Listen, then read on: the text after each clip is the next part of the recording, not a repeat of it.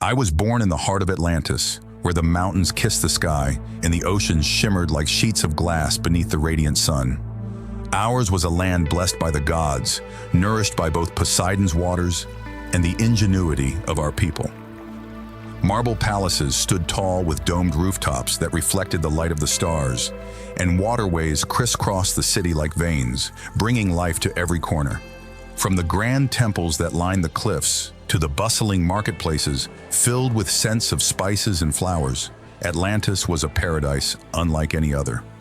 We Atlanteans had mastered the secrets of the earth, air, and water. Our ships sailed faster than the winds. Our crops grew lush without the need for rain, and the secrets of the heavens were written in scrolls that filled our libraries. I remember how proud I felt whenever I walked through the marble halls of our great libraries, their shelves heavy with the knowledge of centuries.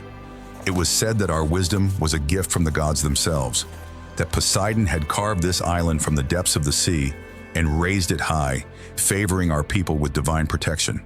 And why wouldn't he? We were a people of peace, prosperity, and enlightenment. The rest of the world looked at us with awe and envy. Our power, they said, was unmatched, and yet it never felt like enough. There was a hunger in the air, a gnawing desire for more power, more control, more dominion over the world.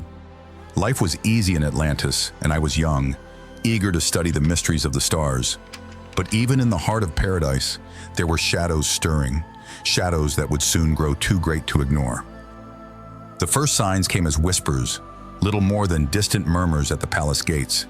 Some spoke of the earth quivering beneath our feet, but these were only rumors, dismissed by our scholars. Then there were the visions.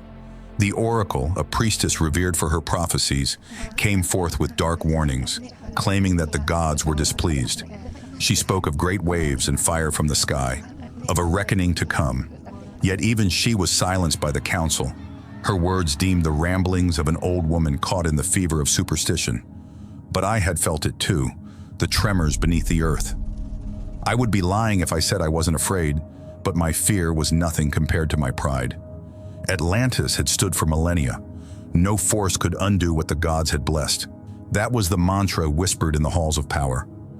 I, like many others, clung to it. Soon, however, the ground beneath our feet was not the only thing shaking. There was discord among the people. The council argued more than they governed, and it was clear that not all was well in our paradise. Factions rose, driven by ambition and greed.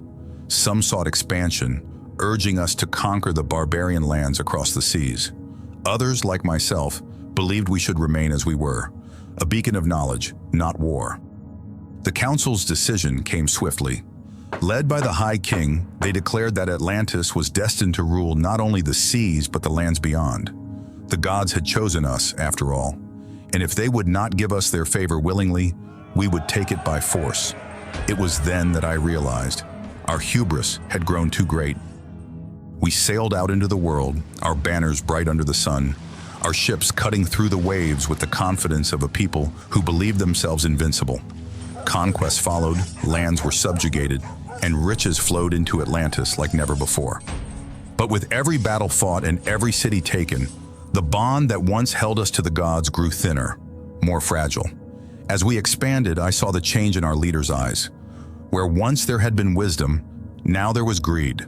We were no longer content to be the chosen of the gods. We wanted to be gods ourselves. The temples that once stood in honor of Poseidon and the Pantheon began to crumble, their stones repurposed for palaces, their sanctity lost in the pursuit of power. I often stood by the shore at night, watching the stars and trying to make sense of it all.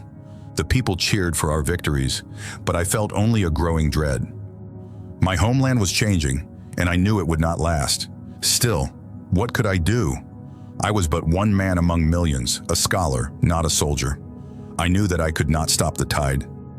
I will never forget the day the world ended. The earth groaned beneath our feet, the tremors greater than ever before. They began at dawn, subtle at first, but by midday, Atlantis was shaking as though the very foundations of the island had been struck.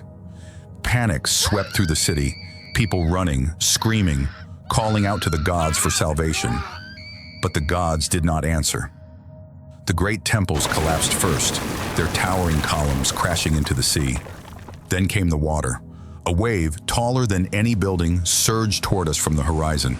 A wall of death that swallowed ships and portside buildings with ease. I remember standing frozen, helpless.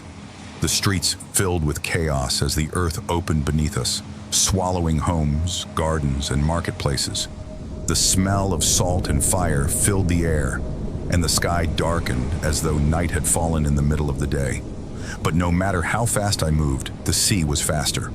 It rushed over the land, dragging people, animals, and the ruins of Atlantis into its depths. I was caught in the current, flung into the water, fighting for breath. As I sank, I saw my home disappear beneath the waves.